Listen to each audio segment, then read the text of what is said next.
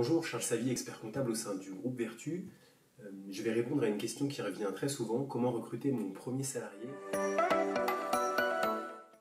En premier lieu, il faut qualifier le besoin de votre entreprise. Est-ce que c'est une compétence que vous devez acquérir, que vous n'avez pas en interne, soit vous-même, soit un collaborateur qui est déjà en place, ou c'est une compétence que vous maîtrisez et que vous souhaitez déléguer pour que vous puissiez développer de nouvelles compétences personnelles ou pour un autre collaborateur? Attention, les compétences de vos collaborateurs sont prédéfinies au sein de conventions collectives qui dépendent de la nature de votre activité. En découleront le niveau de rémunération minimum en fonction des responsabilités que vous voulez accorder à ce nouveau profil. Dès lors que le profil de votre collaborateur est qualifié, il convient d'estimer le coût de l'embauche de ce premier collaborateur.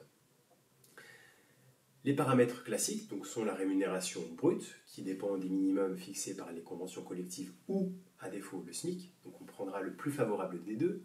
S'ajoutent les cotisations salariales et les cotisations patronales. Pour vous permettre de calculer le coût de ce collaborateur, des espaces sont mis à votre disposition gratuitement. Pour un collaborateur en apprentissage, votre OPCO, qui est l'opérateur de compétences, met à votre disposition des espaces qui vous permettent de calculer le coût de votre apprenti. Pour tous les autres contrats de travail, c'est l'URSSAF qui met à votre disposition un espace dédié au calcul de coût de votre collaborateur. À côté de ces coûts traditionnels, apparaissent des coûts cachés qui ne sont pas forcément évidents.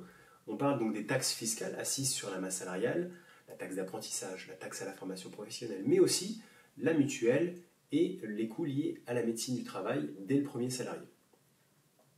Donc, dès lors que le profil est qualifié et que le budget est estimé, il conviendra de passer à la partie contractuelle, qui est d'établir s'il y a lieu une promesse d'embauche avec ce nouveau collaborateur, qui portera sur les éléments essentiels de l'embauche, notamment le profil proposé, la rémunération proposée et l'identité des parties de la société et du collaborateur.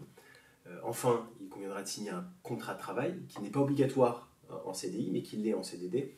Il existe aussi différentes formes de contrats et dans ce cas-là, je vous invite à vous rapprocher d'un professionnel compétent. Une fois que le contrat est signé, donc le collaborateur peut commencer à travailler au sein de l'entreprise à condition d'avoir effectué une DPAE, qui est une déclaration préalable à l'embauche de votre collaborateur, bien sûr avant que celui-ci démarre son poste.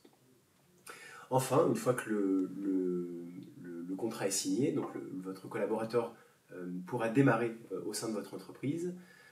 Et donc apparaît un certain nombre d'obligations, à la fois pour le collaborateur, mais aussi pour l'entreprise.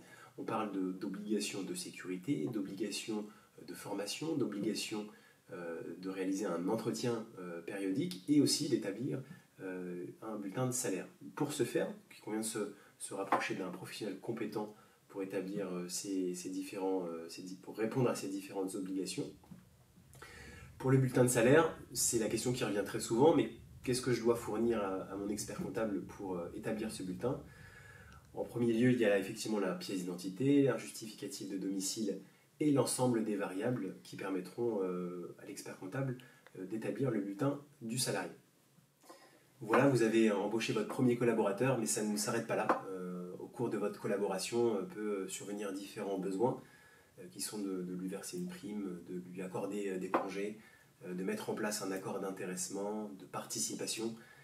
Tous ces besoins nécessitent d'être accompagnés au plus près par un professionnel qui est compétent en la matière, qui est donc l'expert comptable qui est le plus à même de répondre à ces différents besoins.